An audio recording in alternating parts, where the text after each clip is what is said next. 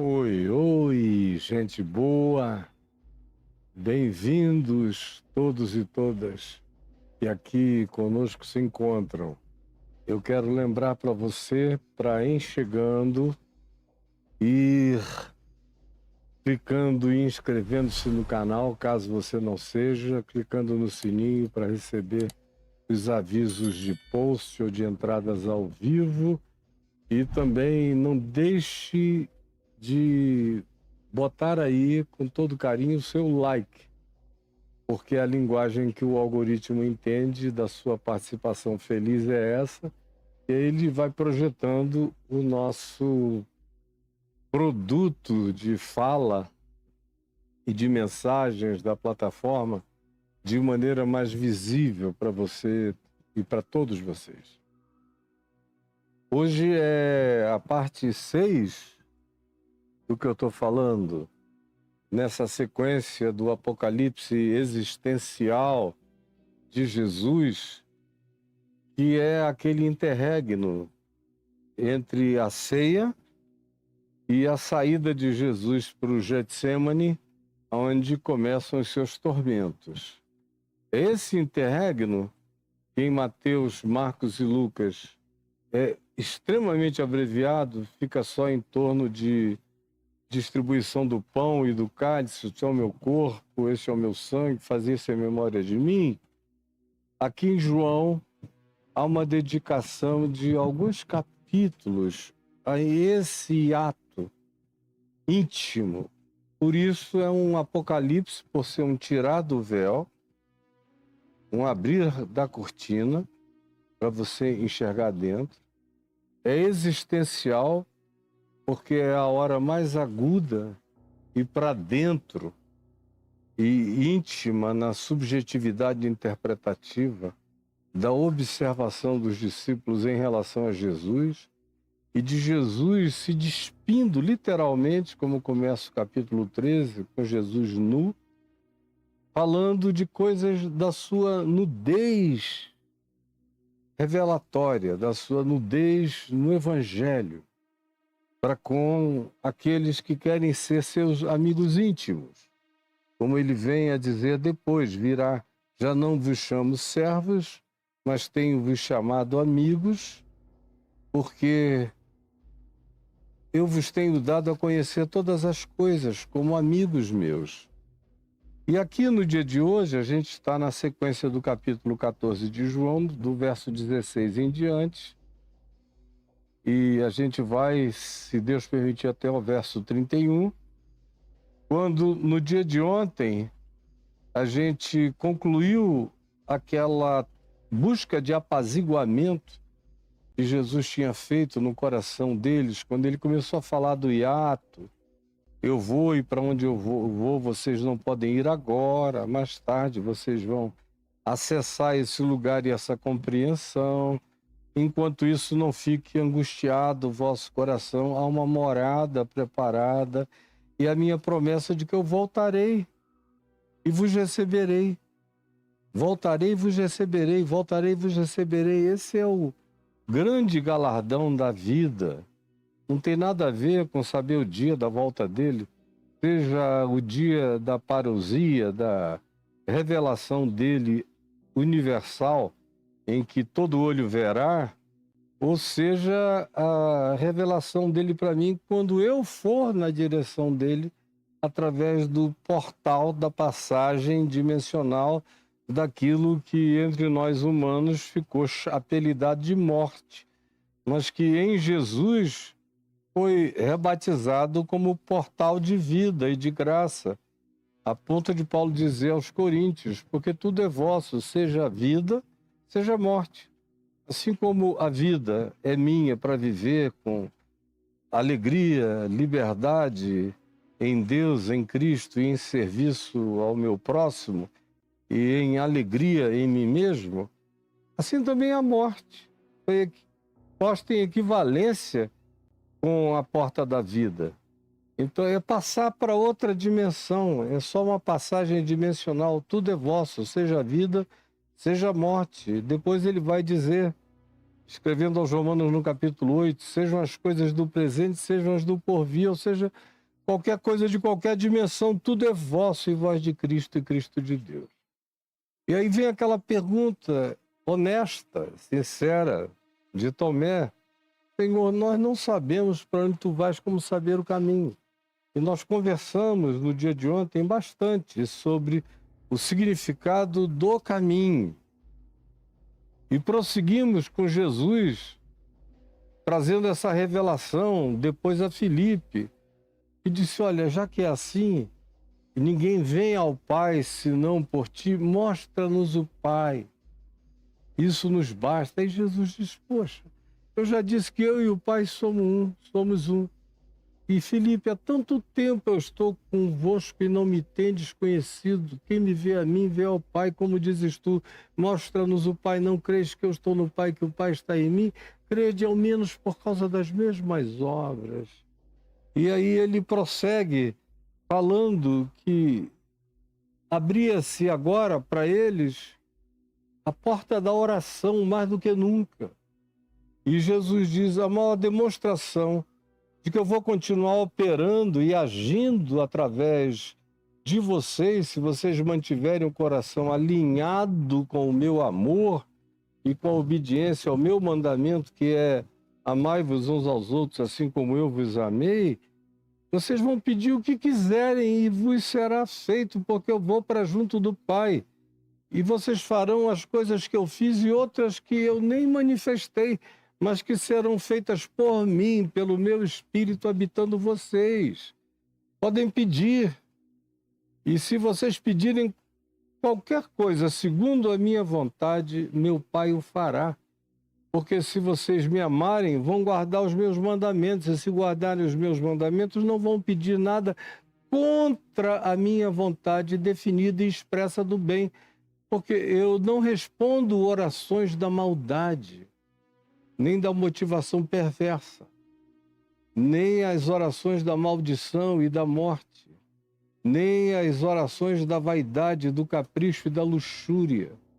Não, eu respondo às orações que são segundo o amor e o cumprimento do meu mandamento pela obediência da prática do amor que se manifesta no trato ao próximo e no cuidado para com a criação de Deus entre nós. Aí, quando ele diz isso, eu parei ontem aqui, o verso 16 prossegue com a fala dele e diz: eu rogarei. Antes ele estava falando: vocês rogarão e o Pai concederá, e eu agirei nas orações de vocês, porque eu estarei habitando vocês. E o que eu fiz, eu farei de novo.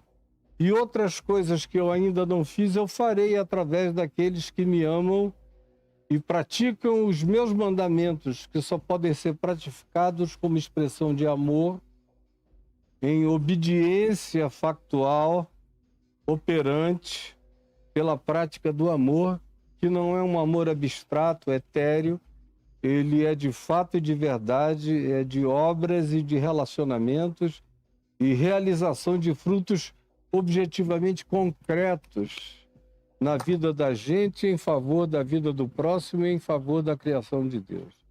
E eu rogarei ao Pai, e Ele vos dará outro Consolador. Outro coloca o que quer que fosse acontecer com eles em estado de equivalência com a presença de Jesus, seguindo a Jesus e Jesus ladeando-os como amigo e mestre. Ele diz: eu rogarei ao Pai, e ele vai mandar outro. E esse outro não é um elemento alienígena diferente de mim. Como eu passei uma boa parte da minha vida ministerial, no início dela, ouvindo e até lendo literatura de natureza pentecostal, que descrevia um Espírito Santo tão diferente de Jesus, que parecia um Deus esquizofrênico, multipolar, extremamente confuso, porque o Pai se vinculava a Jeová, o Elohim, ao El, ou ainda ao qualquer que seja outra nomenclatura do apelido de Deus no Velho Testamento, e Elion, ou qualquer outra. A isso se associava o Pai. Quem pensa no Pai não pode nem pensar nele como Pai. Tem que pensar nele como padrasto da humanidade, um padrasto perverso que manda matar homens, mulheres e crianças, entrar, arrombar, estuprar, violentar. Aí vem o Filho, que é totalmente diferente do Pai do Velho Testamento. E aí depois vem o Espírito Santo, que os pentecostais conseguiram transformar num terceiro Deus, totalmente diferente daquele. Se vocês perguntarem para um mestre pentecostal sobre qual é a natureza do Espírito Santo, ele vai saber te dizer que tem que ser a natureza do Cristo eterno, porque Jesus disse: eu vos darei do que é meu, meu Pai vos dará do meu Espírito. Isso se sabe, mas não se ensina. De modo que vem tanto em livros quanto em pregações para todo lado a descrição de um Espírito Santo que é antagônico a Jesus. Jesus é manso e suave, esse Espírito Santo é nervoso, agitado, histriônico, gritalhão, amalucado, se joga no chão, revira o olho, fala línguas que não são nem de anjos, nem de homens, nem de ninguém, são a invenção do cara. Nesses dias, então, é teco, laco, pleco. É uma doideira cada vez maior de um Deus que perdeu o bom senso. Para você servi-lo quando ele está presente em você, isso é assinar um atestado de permissão para insanidade pública, praticada em nome de Deus, em nome do Espírito Santo. Então, quando eu me converti e andava, antes de tudo e sobretudo, e mais do que com todos, com pentecostais, que me pareciam, naquele tempo, no início dos anos 70, serem os crentes mais sinceros que havia no mercado eclesiástico, e eu me tornei amigo de vários deles, com o passar do tempo, o meu crescimento espiritual foi aumentando, meu conhecimento da Bíblia, meu conhecimento do Novo Testamento e, sobretudo, meu conhecimento dos Evangelhos, cresceu muito em relação aos que me cercavam. E eu comecei a ver a impossibilidade total de me relacionar com aquilo. Comecei a dizer para eles que era um grande equívoco no qual eles bem intencionadamente elaboravam. Mas depois que a pessoa se vicia com o modo de praticar Deus, entre aspas, mesmo que você mostre no Evangelho o que Jesus ensina, a cultura prevalece sobre o ensino. A cultura religiosa prevalece sobre o ensino. Essa cultura religiosa é tão arraigada que eu vejo gente que me ouve há 50 anos.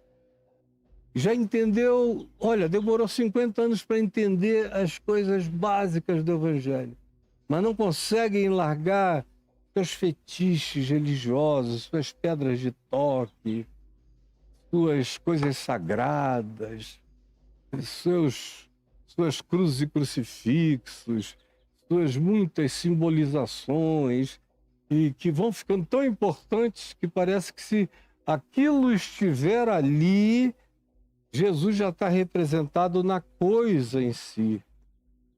A coisa como lugar daquilo que deveria ser apenas uma expressão simbólica.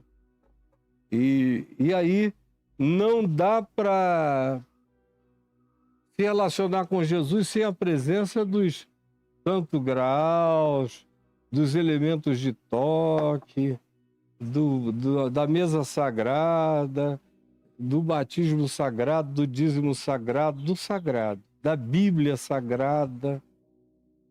Onde quer que apareça essa expressão sagrada, abre o olho, porque já é uma perversão do que deveria ser entendido como santo, e se é santo, não é feito sacralizado, porque o sacro é o que existe em oposição ao secular, e aí cria-se uma dualidade, uma esquizofrenia epistemológico-cognitiva na interpretação da vida. E aí continua tudo como Dantes no Quartel de Abrantes, o sacro de um lado, o secular do outro. E a esquizofrenia presente no fosso do meio.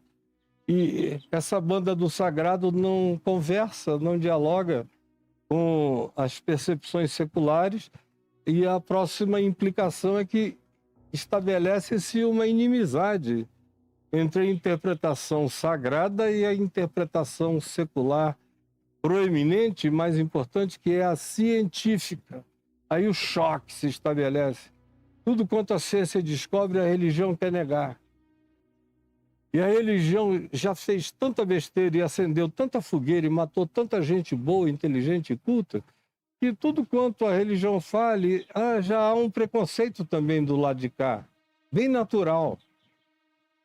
E eu nunca criei que o diálogo deveria ser entre religião e ciência, mas entre ciência e fé. Porque a fé está aberta para tudo, a religião está fechada para todas as coisas, exceto para as frestas de dogma que ela abre. Pois bem, Jesus disse: eu rogarei ao Pai e Ele vos enviará outro Consolador, a fim de que esteja para sempre convosco. Quem é esse outro Consolador? É o Espírito da Verdade, que o mundo não pode receber. O mundo hoje se assume como uma entidade pós-verdade. A coletividade civilizatória do planeta e a filosofia dominante e crescente, que aumenta cada dia mais em torno do planeta, é a da mentira, a da narrativa, cada uma inventa a sua, é a da falsificação de números, de dados, de compreensões, de apreensões, às vezes até com a matemática estatística. Tudo isso caiu em subjetividade absoluta. Qualquer coisa. Hoje eu estava vendo um rapaz ali falando em nome de uma ciência de fundo de quintal de lixão, dizendo que os homens nunca vão poder, os humanos, se aproximarem da Lua, nunca foram, nem podem se aproximar, por causa de um cinturão que é real, que foi detectado, mas é de realidade de frequência magnética totalmente não impeditiva para ser atravessada por todos os devices e mecanismos e aparelhos humanos na direção de tudo que a gente faz, saindo na direção do espaço. Aí vem o cara e diz: não, nunca foi, porque não dá, se bate e volta, não atravessa. Eu fiquei olhando e falei: meu Deus, e tem gente em casa sem saber de nada, só porque ele falou do cinturão e usou um nome que as pessoas gostam quando é um nome em inglês. Ele ainda usou errado o nome do cinturão.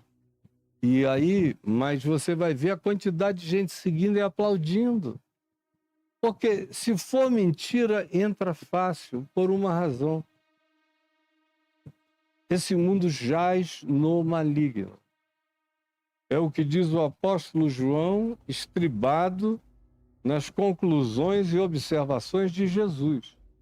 De fato, este mundo, quando eu digo mundo, não é o cosmos, não é a natureza, nem é a sociedade relacional humana. É a atitude sistêmico-civilizatória de decisão de ignorar por todas as razões, algumas justificáveis e outras injustificáveis, qualquer informação sobre o Evangelho. Está chegando já morta, porque a perversidade da igreja, o escândalo da igreja, a maldade da religião, a hipocrisia da religião e dos seus líderes é uma coisa tão generalizada e cada vez mais, que já vem crescendo desde sempre. Começou com a traição de Judas e nunca mais pararam as traições. Judas virou um garoto de creche, comparado com os Judas contemporâneos e suas traições, minuto a minuto, segundo a segundo, o tempo todo. Então, tudo que não existe nesse mundo é o espírito da verdade. Por isso Jesus disse, o mundo, como categoria sistêmica, filosófica e de valores e de validação de significados, não pode receber esse Consolador. Porque o mundo se estriba em outro espírito. Foi Jesus que no jardim do Getsêmani, como a gente vai ver daqui a mais uns dias, estando lá com os seus discípulos, quando Judas veio com a turba que viera prendê-lo, esperando a senha do beijo para identificar exatamente na penumbra da noite quem era Jesus, Jesus os viu chegando e disse, aí vem o príncipe deste mundo. E ele nada tem de mim nem em mim. Não tem nada de mim neles, não tem nada deles em mim. Nós não temos conversa. Eu e o príncipe deste mundo, que anima a alma do mundo, a alma coletiva, que não quer buscar o amor, nem a bondade, nem a compaixão, nem a justiça, nem a verdade, são atributos do Espírito Santo, tanto mais quanto não tenham interesse nisso, mais se alinham, mais se alistam e mais se engajam nas tropas da mentira, do príncipe deste mundo. Por isso Jesus diz, o meu espírito, que é o espírito da verdade, da minha verdade, não uma outra verdade, não tem a verdade de Jesus e a verdade do Espírito Santo, como os pentecostais muitas vezes anunciam nas suas reuniões íntimas. O Evangelho diz assim, mas nós recebemos uma nova revelação. Para esses dias e para esse tempo aí vão criando essa confusão do inferno, sendo praticada em nome de Jesus, produzindo um sanatório que não sana, que de fato se transforma num hospício de pessoas alucinadamente incuráveis nas suas convicções de culto à própria loucura. O mundo não pode receber essa luz através do próprio mundo, através da sua filosofia, da sua presunção, dos seus valores, todos buscando materializações, acumulações, recursos variados, poderes, visibilizações, fama, expressões de poder. É isso que o mundo gosta, pratica e busca. Por isso, ele não pode receber desse espírito de amor, justiça, paz, bondade, benignidade, fidelidade, mansidão, domínio próprio. O mundo cultua outros valores. Por isso, Jesus deixou tão claro que aquilo que é importante para o mundo é abominação diante de Deus. Está dito lá em Lucas e a gente já passou por aí várias vezes durante essa exposição de Mateus.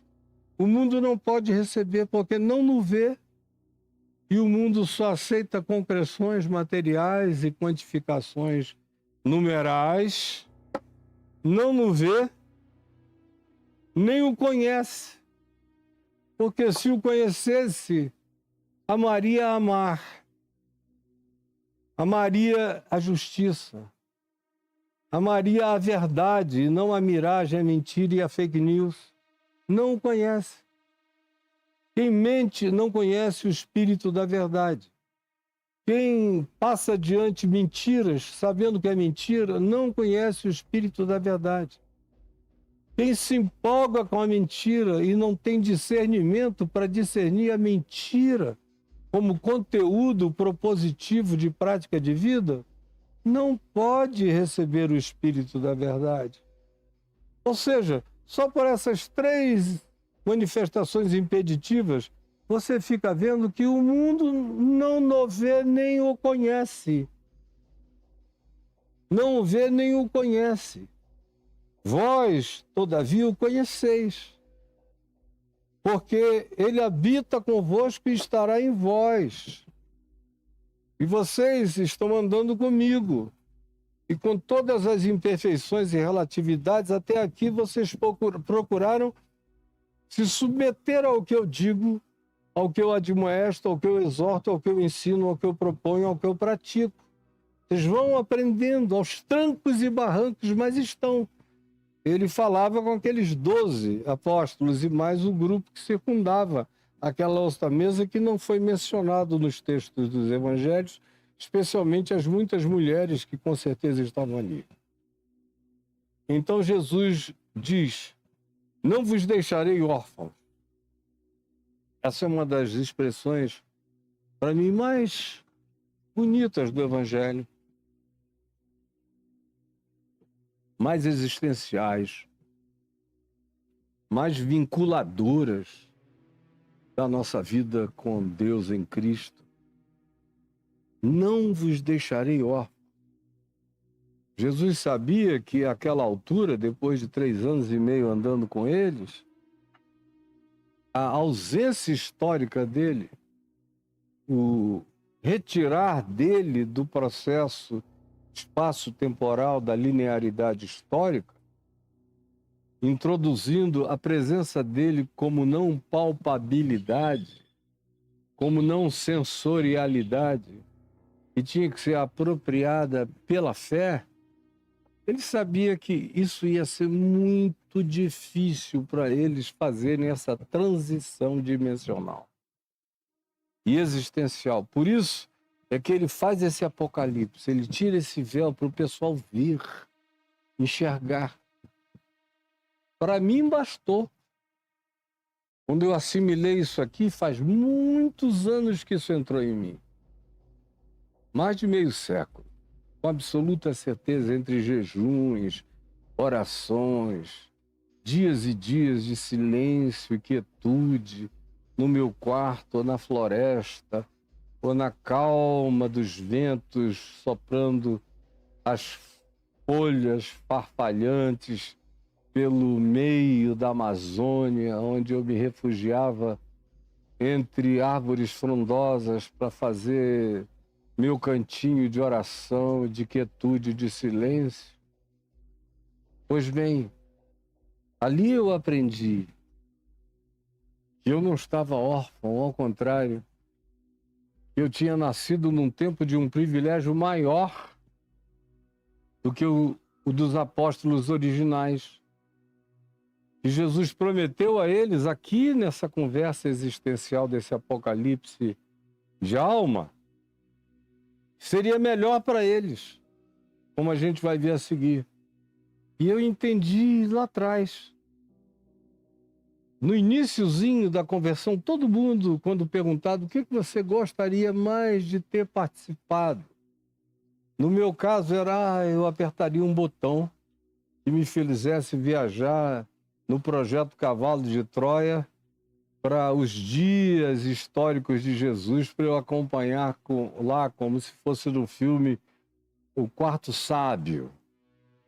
Só que eu queria andar e encontrar e seguir com ele.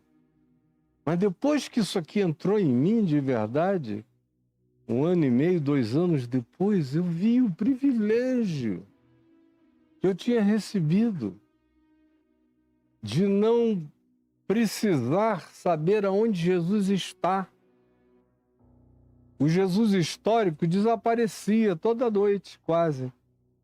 De manhã, frequentemente na Galiléia, os discípulos aparecem procurando por ele.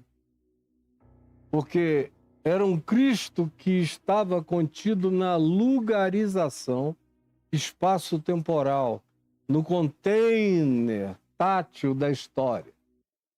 E agora o que Jesus está dizendo é: eu deixarei essa tatibilidade. Eu deixarei essa tangibilidade histórica concreta. Mas saibam, vocês não vão ficar abandonados. Eu não vos deixarei órfãos. Vocês não vão ficar sozinhos, porque eu voltarei para vós outros. Aí alguém diz: tá bom, então eu vou ter que esperar morrer para passar na porta dimensional ao encontro dele? Ou vou ter que esperar a parousia, essa volta que todo olho verá? É essa alternativa? Eu tenho essas duas alternativas? Não. Ele não diz isso. Ele diz: eu voltarei para vós outros já. Tinha uma volta de Jesus para eles que aconteceria antes deles partirem para Jesus ou antes de Jesus voltar para eles na terra, ou para todos os habitantes da terra e para todos os discípulos do mundo. Ele diz: olha, eu voltarei. Por um pouco, só aguardem. Ainda por um pouco e o mundo não vai mais me ver. Esses fariseus, saduceus, autoridades do templo, curiosos e pessoas as mais variadas, com motivações as mais distintas e diferentes, independentemente daqueles que me buscam com sinceridade, verdade e amor, e uma legião de outros olhares e de outras percepções. Eles me buscarão com essas perspectivas e percepções e interpretações e não me acharão.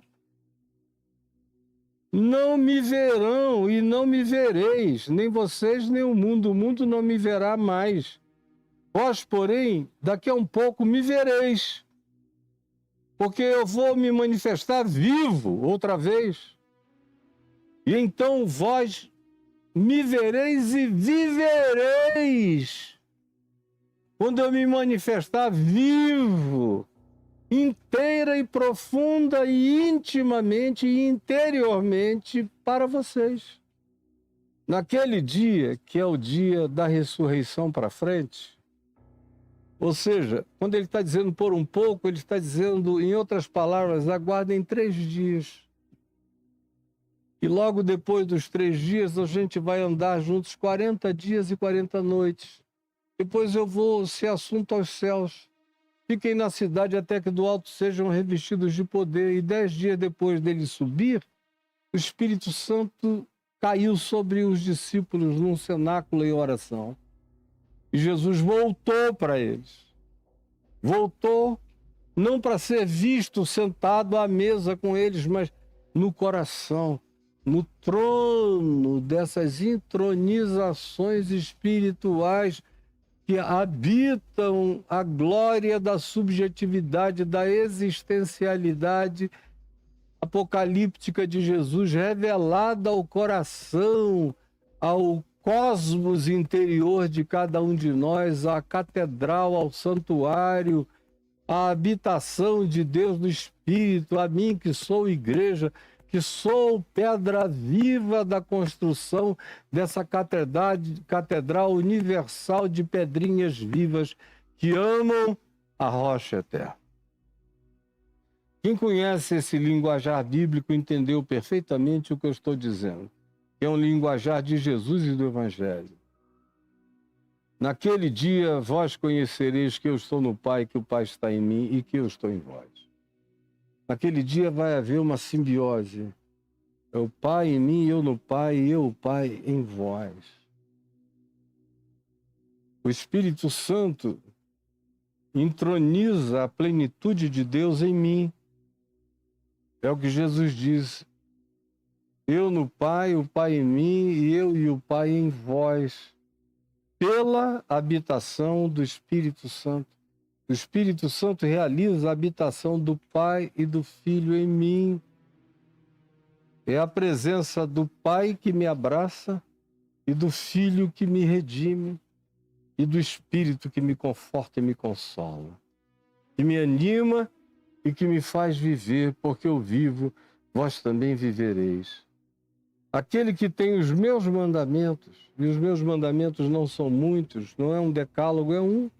Quem obedece o meu único mandamento, nem pense em decálogo, porque o decálogo e a lei e os profetas e qualquer outra coisa verdadeira em qualquer outro lugar do mundo se cumpre na prática do amor, da compaixão, da bondade, da longanimidade, mediante a fé que opera pelo amor, que toca, que não se esconde, que socorre, que ajuda, que levanta, que constrói, que ilumina, que educa, que cura, que ensina, que guia pela mão, que guarda e que serve. E esse amor se espera que exista em mim e que eu seja a manifestação e a prática do Cristo vivo, amando os demais seres humanos através da presença dele em mim na existência. Aquele que tem os meus mandamentos e os guarda, esse é o que me ama. Essa é a profissão de fé que eu espero. É prática do amor, não adianta ser como a igreja de Éfeso, que era cheia de doutrina, de ortodoxia, de meticulosidades a respeito do critério de enxergamento e percepção de quem era Jesus, em contraposição a quem tinha ainda equívocos interpretativos. Aí vem no Apocalipse o Cristo glorificado e diz: eu vejo que tu te esforças por isso, mas eu tenho uma coisa contra ti. É que apesar disso tudo, tu abriste um vácuo insubstituível. Porque se não houver amor, nenhuma ortodoxia aproveitará. Se não houver misericórdia, nenhuma doutrina correta te completará. Se não houver bondade tolerante e generosa, não há obediência possível ao Evangelho que vai agradar a Deus, porque vai ser torturante para as almas que não estejam de acordo com o estereótipo por você proposto. A ortodoxia troca o amor de Deus pelo estereótipo desenvolvido pelos designadores de manequins, de provas de comportamento cristão, todos macerados e sem vida e sem amor, porque onde não há amor, não há vida. Por mais que haja ortodoxia, é a síndrome de Éfeso. Lá em Apocalipse 2, naquele dia conhecereis que eu estou no Pai, que o Pai está em mim e eu em vós, porque aquele que tem os meus mandamentos e os guarda, esse é o que me ama. A demonstração é essa, a profissão de fé é amor na prática. E aquele que me ama será amado por meu Pai. Todo mundo que diz eu gosto de Jesus. Eu encontro ateus que dizem, Caio, sobre Deus é muito etéreo. E o Deus que não é etéreo é o Deus do Velho Testamento, apelidado de o Senhor dos Exércitos, que me dá pavor, porque ele não tem critério. Ele parece uma divindade grega, uma divindade egípcia, uma divindade cananeia, uma divindade romana, uma divindade hitita, uma divindade muito parecida com os deuses do passado, cheio de capricho, de temperamento ruim, de mau humor, que precisa ser adulado, bajulado, ofertado, dizimado, agradado com materialidades. Então, esse Deus aí, que foi tudo que chegou até mim, eu não quero. Para ser franco, eu tenho pavor dele. Não quero nem ouvir falar dele, mas de Jesus eu gosto. Mas de Jesus eu gosto, Caio. Como eu encontro até coisas e pessoas que vão mais adiante. Caio, eu não creio em Deus nenhum, mas estou orando ao teu Deus. o que eu venho aprendendo contigo sobre como Jesus é e como Deus, o Pai, é a cara de Jesus, isso me tem feito orar e dobrar o meu joelho e falar com esse Deus que eu estou aprendendo contigo. Porque esse Jesus é admiravelmente maravilhoso, incomparável, lindo, querido, gostoso, amado, doce, verdadeiro, sincero, direto. E ele valoriza as coisas sublimes e não as idióticas. Como o Deus passado parecia valorizar tantas coisas idióticas. Mas tem que chegar essa hora e esse dia e essa revelação acontece com clareza quando o Espírito de Deus nos habita. E ele habita o coração de todo aquele que guarda os mandamentos do amor. Todo aquele que me ama. Aquele que me ama será amado por meu Pai. Tem gente que diz, o que eu faço para receber o Espírito Santo? Eu venho respondendo há 52 anos, ame a Jesus e o Espírito Santo é ato contínuo. Na realidade, só ama Jesus quem já tem o Espírito Santo. Quem não tem o Espírito Santo não está aberto nem para amar a beleza de Jesus. Aí quando eu vejo um ateu, um agnóstico dizendo, olha, Jesus eu adoro, eu amo, ele é lindo, mas eu não tenho Deus, né? Eu digo, não, você só está conseguindo ver Jesus, conhecer Jesus, amar Jesus, perceber Jesus, porque o Espírito de Jesus está em você, senão nem isso você iria perceber. Tamanha é a cegueira do véu colocada na face das pessoas.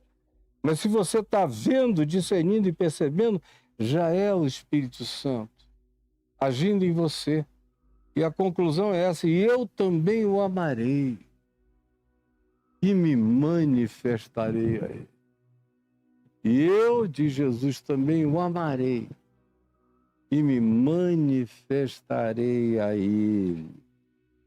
Disse-lhe Judas, não o Iscariotes, o outro Judas discípulo, Senhor, de onde procede que estás para manifestar-te a nós, no privado e no particular, e não no mundo inteiro, porque Jesus tinha acabado de dizer, o mundo não o conhece e não o pode receber por seus critérios, categorias, filosofias e presunções.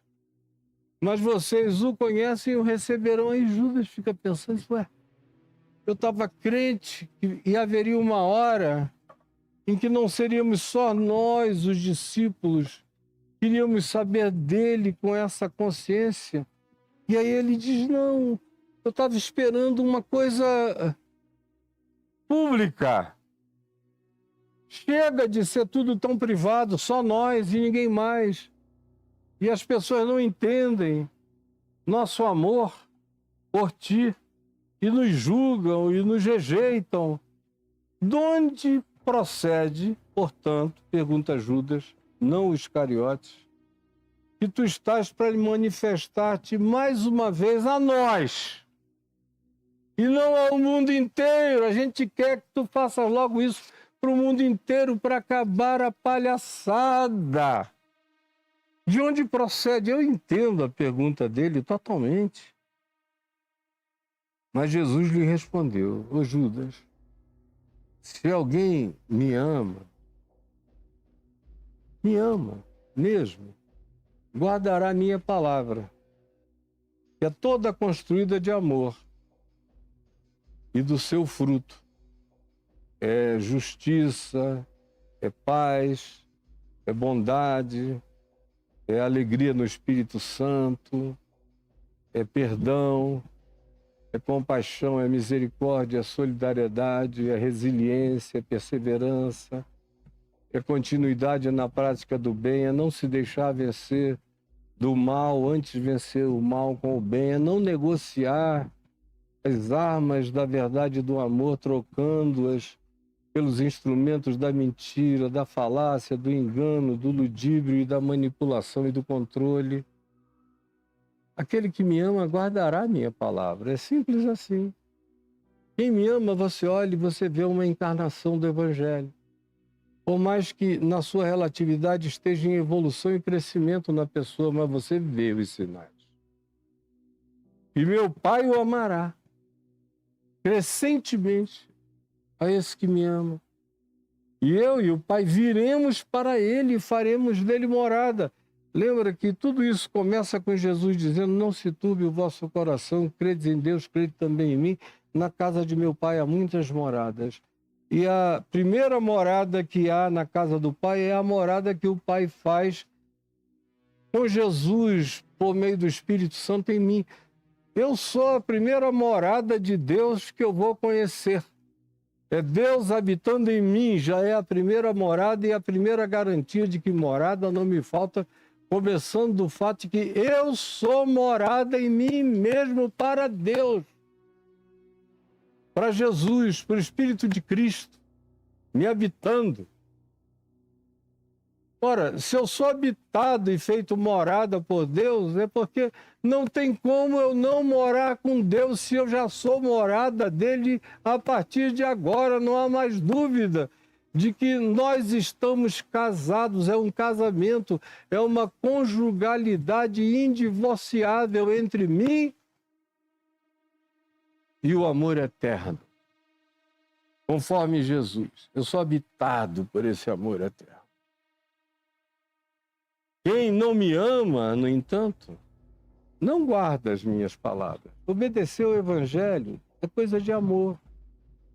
Não dá para você obedecer o Evangelho só por medo do inferno ou por cobiça gananciosa de galardão celestial. Isso não leva a lugar nenhum. Continua a ser a obediência dos hipócritas e dos superficiais e dos insinceros. Quem tem profundidade entende que sem amor nada aproveita. Portanto, quem não me ama não guarda as minhas palavras. Não dá para ser obediente ao Evangelho sem amar visceralmente Jesus e ter a disposição de praticar o que Jesus praticou. O resto é engano que fizeram com você na religião, na catequese, na doutrinação, no grupo denominacional e em todo esse corpo de lavagem cerebral. Se não me amar, não guarda as minhas palavras. E a palavra que estás ouvindo não é minha. Não fui eu que inventei, que recebi no monte e psicografei o Evangelho, não. Eu sou o Evangelho, eu sou o Verbo encarnado, andando entre os homens, não na forma de um livro ou de um texto, recebido num monte, ou numa gruta, ou numa caverna, não. Foi a encarnação que apareceu numa manjedoura, nascida de uma mãe pobre e de um pai em fuga. Se vocês não entenderem que a minha palavra sou eu mesmo e que eu sou a palavra que eu vivo e encarno, vocês nunca vão me amar. E se não me amarem, não vão me seguir. Se não me seguir, não darão demonstrações inequívocas do compromisso de vocês com a prática do amor, que é o meu mandamento. E as palavras que estáis ouvindo não são minhas, mas do Pai que me enviou. Isto vos tenho dito, estando ainda convosco, mas o Consolador, o Espírito Santo, a quem o Pai enviará em meu nome, esse vos ensinará todas as coisas. Prestem atenção. E vos fará lembrar de tudo que vos tenho dito. Jesus deixou o Evangelho continuar por conta da ação do Espírito Santo na prática da vida humana. Jesus propôs a continuidade do Evangelho não como 4 livros, mas como milhões de seres humanos praticando o ensino que ele, Jesus, encarnou. E que ele, Jesus, disse que o Espírito Santo que viria faria os discípulos lembrarem e pela pregação dessa lembrança que eles próprios tinham vivido como testemunhas oculares, se criaria um poder energético vibratório dessa palavra designada como rema, que é essa palavra ativa, vibracional, que sai da declaração de fé pura, limpa, espontânea, sincera e harmônica do coração com o ensino praticado por Jesus. E é daí que decorre esse poder vibratório, convertedor, transformador, alterador, miraculoso dentro de nós.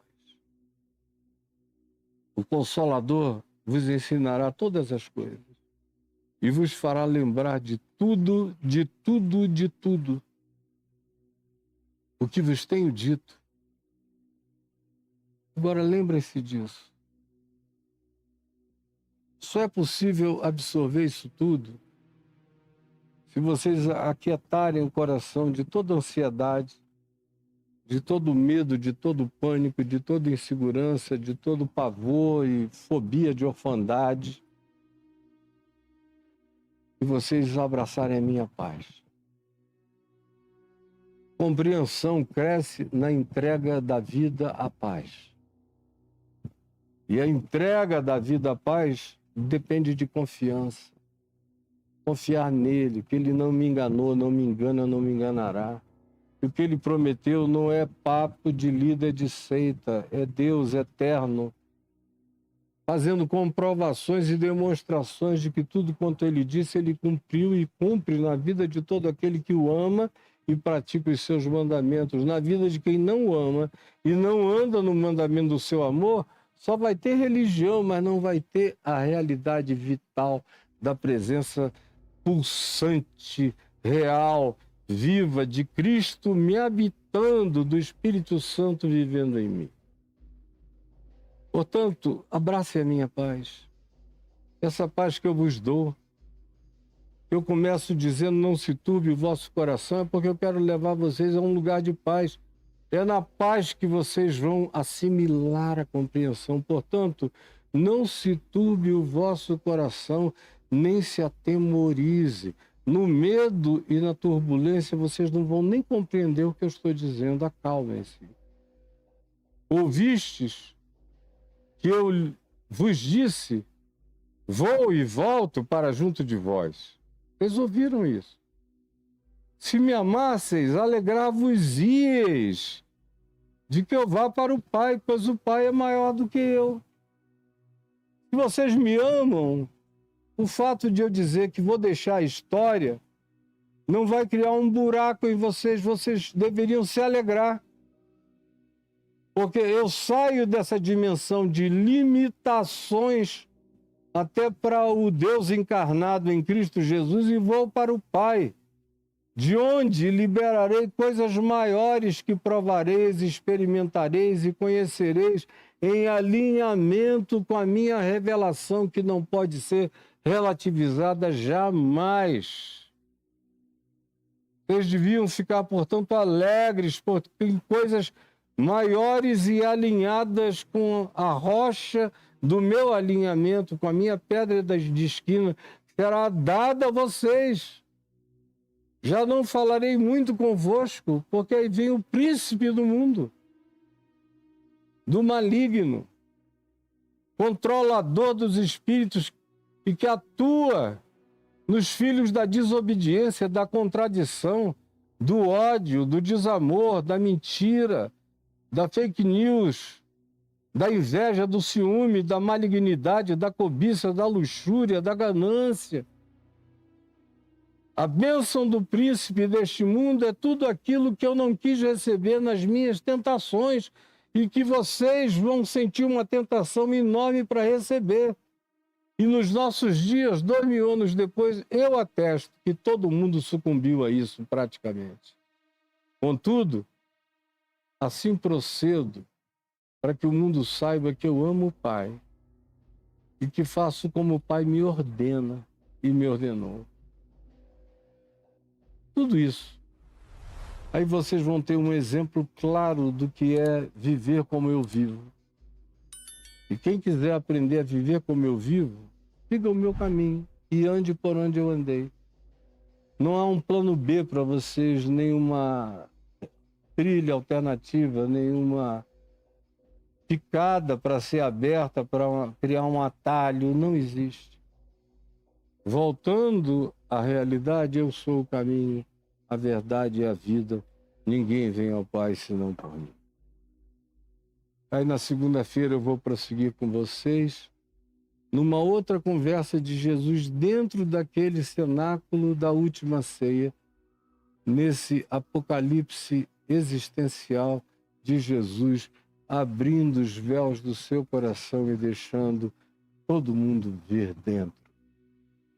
Senhor Jesus, vivo, ressuscitado, que mora em mim, que é o mais valente que me habita, que é o Espírito da graça, da força, do poder, da luz, da sabedoria, do quebrantamento, da humildade assertiva, da verdade que sabe calar e sabe bradar,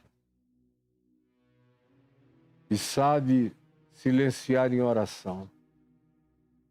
Por favor, permite que o que foi relembrado em teu nome tenha acendido a consciência pura e simples de muita gente.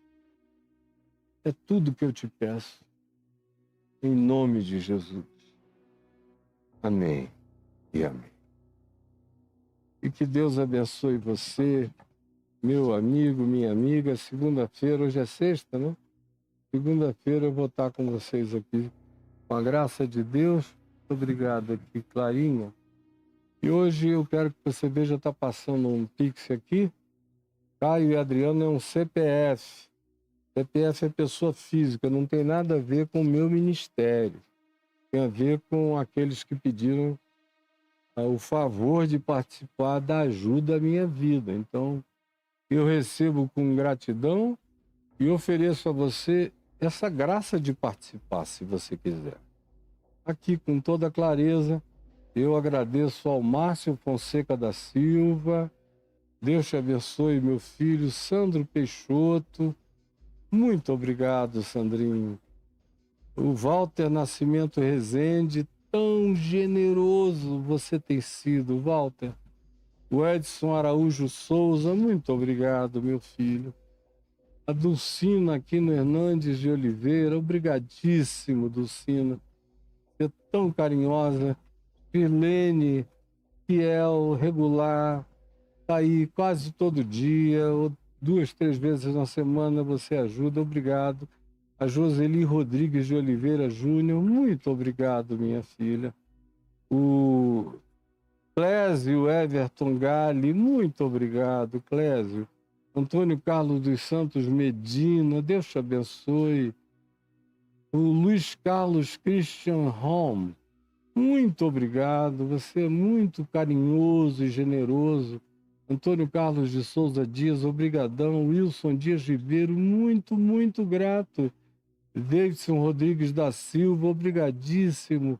Márcio Fonseca da Silva, muito, muito grato. Júlio César da Silva das Chagas, obrigado. Maria Gorete da Rocha Lima Modesto, obrigadíssimo.